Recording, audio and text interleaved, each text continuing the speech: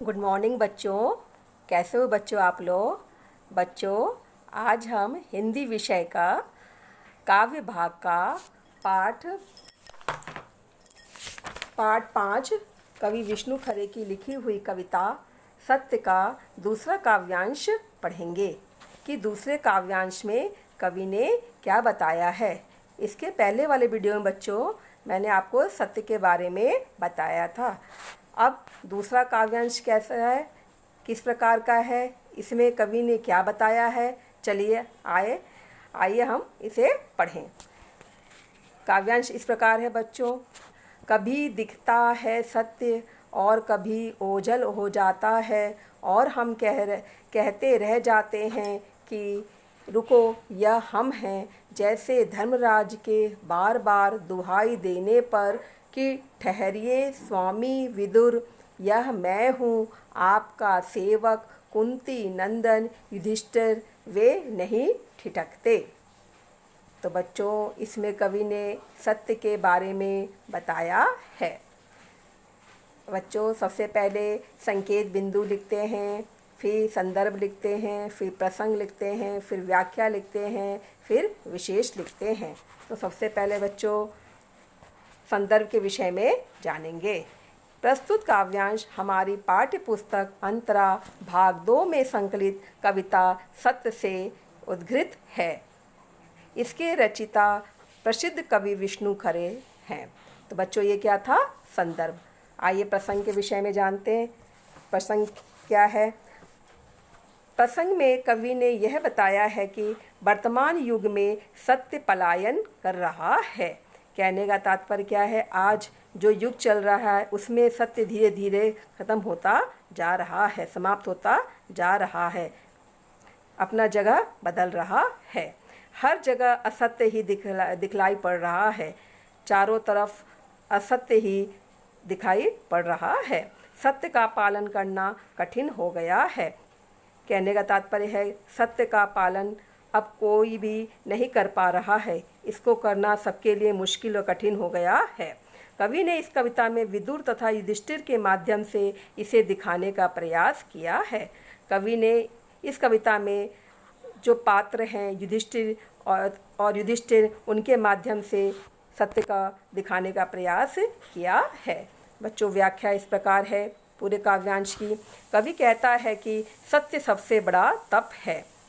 क्या कह रहा है कवि? किसके बारे में बता रहा है? सत्य के बारे में। सत्य सबसे बड़ा तप है, बहुत कठिन इसकी तपस्या करनी पड़ती है, तब जाकर सत्य की प्राप्ति होती है। और यह जीवन का आधार है। जीवन का मूल आधार किसे बताया है बच्चों? सत्य को बताया गया है और तप को बताया गया है। तप के माध्यम से ही हम सत्य को प्राप्त कर सकते हैं। सत्य के बल पर यह पृथ्वी टिकी हुई है। आज जो ये पृथ्वी टिकी हुई है, किसकी आधारशिला पर है वो टिकी हुई है? सत्य के बल पर। सत्य आत्मिक शक्ति है। आत्मिक शक्ति है। क्या बताया इसमें? सत्य को आत्मिक शक्ति की संज्ञा दी है। आज सत्य हमसे दूर हो गया है, उसकी पहचान कठिन हो गई है। कहने का मतलब आज सत्य हमसे काफ़ी दूर हो चुका है, उसको पहचानना भी बड़ा मुश्किल हो गया है। क्योंकि सत्य कभी तो हमें दिखाई देता है और कभी हमारी आंखों से ओझल हो जाता है।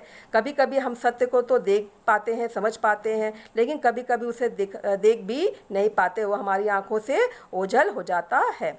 हम सत्य के प्रति अपनी निष्ठा प्रकट करके उसे रोकना चाहते हैं। हम सत्य को अपनी निष्ठा प्रकट करते हैं और उसको रोकने की प्रयास करते हैं।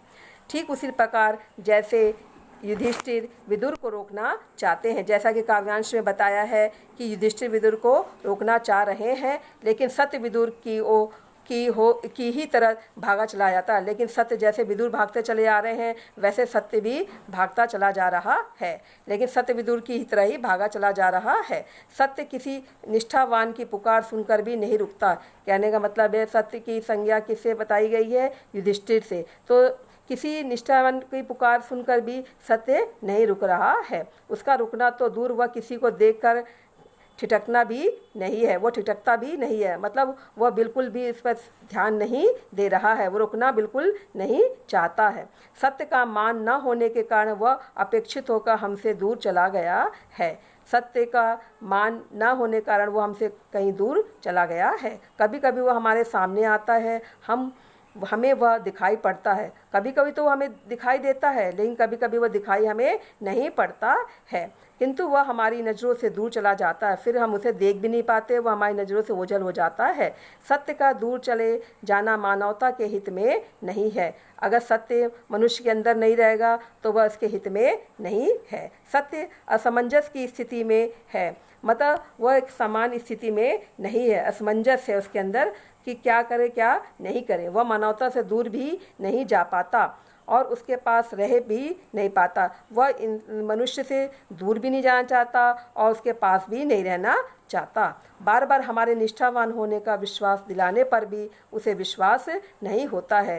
कहने का तात्पर्य बार बार उसको निष्ठावान की संज्ञा देते हैं, उसे विश्वास दिलाते हैं, लेकिन फिर भी उसको विश्वास नहीं होता है। बच्चों, ये काव्यांश की क्या थी? व्याख्या थी। विशेष में क्या बताना है? विशेष में यह बताया है कवि ने, सत्य की असमंजस स्थिति को बताया गया है, मतलब उसकी जो स्थिति है वह सामान्य नहीं है।